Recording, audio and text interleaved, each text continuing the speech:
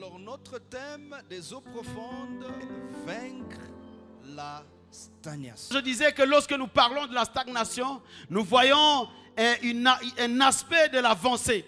En fait, lorsqu'on parle de l'avancée, je vous amène un peu à physique, nous voyons la vitesse qui est multipliée par le temps. Mais le résultat de la vitesse et du temps est vérifié. L'indicateur de la vitesse et du temps, c'est dans la distance parcourue. C'est dans la réalisation de ce que tu as fait. La différence entre l'arrêt et la stagnation, c'est que dans la stagnation, il y a un effort fourni. Il peut même arriver que dans la stagnation, tu aies des résultats. Mais lorsque les résultats ne sont pas proportionnels aux attentes, on parle de la stagnation. La stagnation vient comme un fantôme. Et elle s'installe. Malheureusement, nous la recevons naïvement. Avec des arguments comme ceux qu'on vient de citer. Nous recevons ces visiteurs malveillants. Et dès qu'ils s'installent, il fait des invitations aux démons, au malheur, à des choses incroyables et qui viennent dans notre vie, dans notre famille, dans notre entreprise. En chacun de nous réside le potentiel depuis le commencement. Le potentiel du progrès. Pierre, toi aussi tu peux avancer. Toi aussi tu peux parler à langue. Toi aussi tu peux prier pour les malades, ils sont guéris. Il dit oui. Sur quelle base? Par rapport à quelle histoire?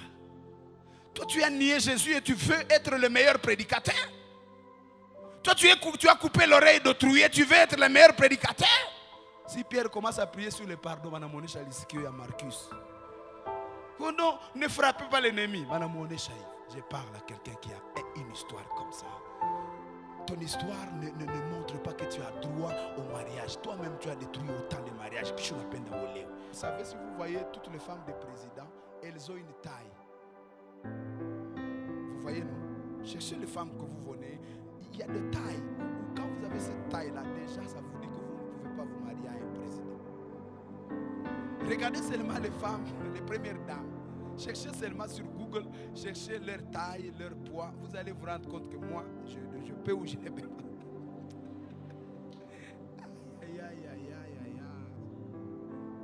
N'est-ce pas? Bon, en fait, il y a, quand vous voyez seulement votre taille, la taille de votre tête, vous dites, ici, je ne peux pas. Bon, gloire à Dieu. Moi j'ai aimé toujours notre pays parce que notre pays nous a démontré à suffisance que Dieu, tout est possible. Vous pouvez être agronome et on vous nomme ministre de l'économie. Ça, c'est déjà arrivé dans notre pays. Et donc, le pays, le Congo, nous a enseigné que rien n'est impossible. Acclamons le Seigneur pour ce beau pays.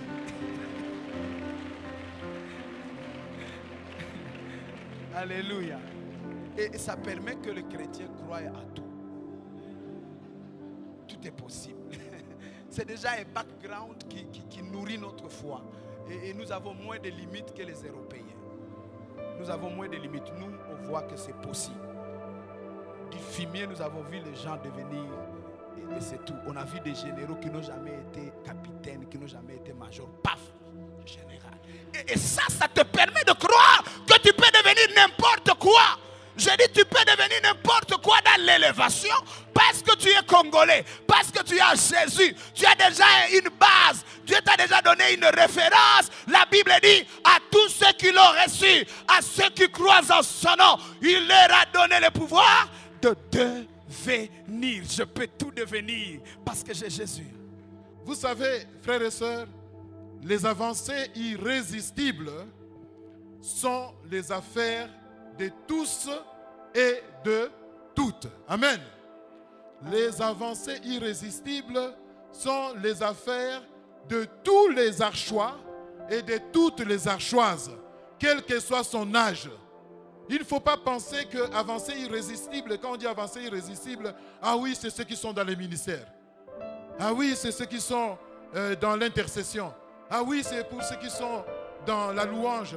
et l'adoration, c'est l'affaire de tous et de toutes. Acclame le Seigneur.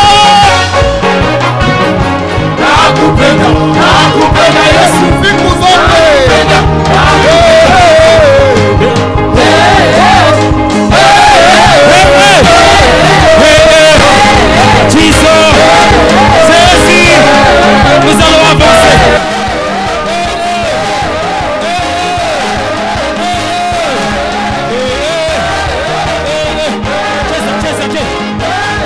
On va danser.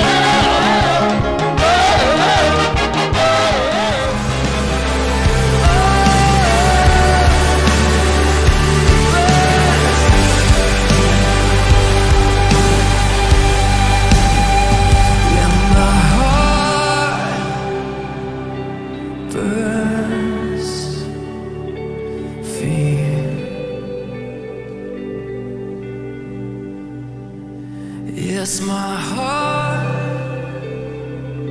it burns for you. In my heart.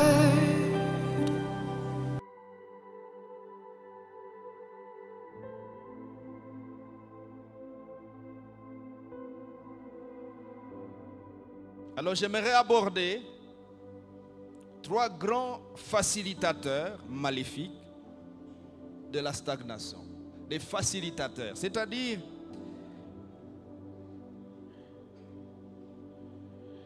des boulevards par lesquels le diable vient si facilement à l'aise dans votre vie.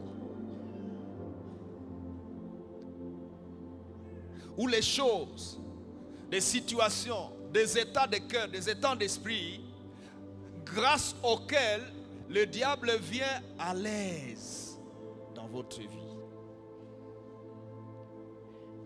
Les méandres avec lesquels, ou par lesquels, ou grâce auxquels, le diable réussit si facilement à te faire stagner. Le premier grand facilitateur, c'est les héritages spirituels maléfiques. Deuxième héritage spirituel, ce sont les fondations maléfiques. Les fondations maléfiques. Là-dedans, nous pouvons mentionner des principes de vie malsaines, hérités de nos coutumes.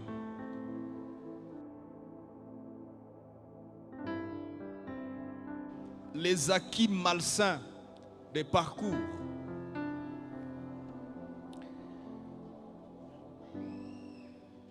Tu diras, mais depuis que j'ai rencontré quelqu'un,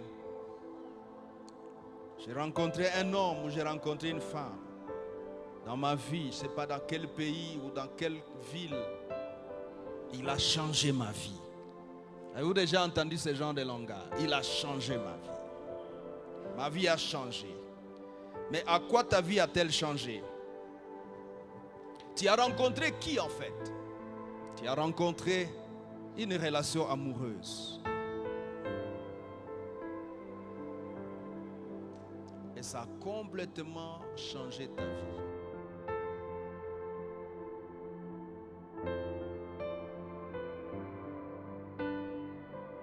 Voici le premier moyen de défense. This is the first means of defense. Le nom de Jésus-Christ. The name of Jesus Christ. Deuxième moyen de défense. And the second means of defense. La foi. Faith. Tu vas rencontrer le feu. N'aie pas peur. Le feu ne va pas te brûler.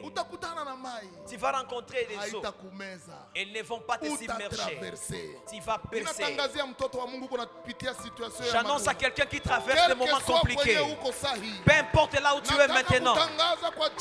Je t'annonce au nom de Jésus. Tel que Dieu a dit à Josué. toi et ces hommes, vous allez traverser les Jourdains. J'annonce à l'église H, peu importe ce que nous traversons aujourd'hui, nous allons traverser, nous allons avancer dans nos destinées merveilleuses, destinées de gloire que Dieu nous a prédestinées. Et toi, peu importe le fait, peu importe l'opposition, peu importe les défis, peu importe les combats que tu traverses, je t'annonce, crois et troisième moyen de défense. And the third means of la defense, parole de Dieu. it is the word of God. Dieu. Pourquoi? Parce que la parole de Dieu amène le mouvement. Dieu parla et les choses existaient. Il envoya sa parole est venue pour guérir. Pour être en mouvement, on doit se rassurer réellement que je suis en train d'avancer avec la parole de Dieu. Lorsque Jean-Baptiste avait rencontré la parole, Élisabeth, dedans Jean-Baptiste avait fait quoi? Vibrer. Le quatrième moyen de défense, And the fourth means of defense c'est le sang de Jésus. is the blood of Jesus. Apocalypse 12:12. Revelation Ils l'ont 12:12. vaincu They have overcome à cause du sang de Jésus. because of the blood of Jesus. Cinquièmement, And the fifth one, le témoignage. testimony. Et lorsque David arrive, avec son bagage de témoignages, des choses qu'il a vécues dans la brousse, lui et ses brebis, personne n'était là. Lorsque David arrive sur les champs de bataille, il vient, il salue ses frères. Et il voit ces Philistins qui est en train de se moquer, d'injurier les dieux d'Israël. Il sent une colère monter à lui. Je me dis, cette colère est montée dans son cœur. Pourquoi? Puisqu'il voit, comment se fait-il que cet homme peut se permettre d'injurier les dieux d'Israël, les grands dieux d'Israël? Et il se souvient directement, il se rappelle directement de ce témoignage. Lorsque le témoignage a convaincu les rois, David est venu avec force. La Bible nous dit qu'il a ramassé les pierres, il a mis dans sa gibecière. Il est venu avec le courage. Lui avait le courage puisqu'il savait ce qui le poussait à l'encourager. Il avait quelque chose dans son histoire qui était en train de le pousser. Alléluia. Et il est venu. Je pense que je suis en train de m'imaginer l'armée d'Israël qui était là. Et il est venu. Et il a dépassé tous les militaires. Et peut-être ils étaient peut-être assis. Et ils étaient en train de regarder. Ce garçon-là, qu'est-ce qu'il est en train de fabriquer là? Qu'est-ce qu'il fait? Et il l'a vu. Il les a dépassés. Et il a commencé à courir. Et les militaires, je pense qu'ils se sont levés. Ah, regardez un peu le film là. C'est quoi? Ces garçons-là, ils viennent les tuer. C'est quoi? Et ils se sont mis debout pour voir, pour regarder la scène. Alléluia. Les garçons qui étaient dans la scène savaient la chose qui l'accompagnait dans cette scène-là. Ils savaient que j'ai le Dieu vivant, le Dieu qui m'a délivré dans la brousse. Je suis avec lui. Et ce courage-là a produit quelque chose dans le cœur de l'armée, de tous ces militaires-là. Et ils étaient en train d'observer la scène. Et ils ont vu les garçons courir vers Goliath. Alléluia. Et il a jeté sa pierre. Quand il jette sa pierre, Goliath tombe. Vous pensez que les militaires sont restés en train de rêver? La Bible dit quoi? Ils se sont levés et ils ont couru. Et ils se sont jetés sur les militaires des Philistins. Alléluia. Et ils ont commencé à tuer. Les gens qui étaient déjà dans la stagnation pendant 40 jours. Le témoignage de David, il ne les a même pas raconté son témoignage. Mais les actions qu'il posait à cause de son témoignage a réveillé toute l'armée. Et ils ont suivi les camps des Philistins. Ils ont exterminé les Philistins.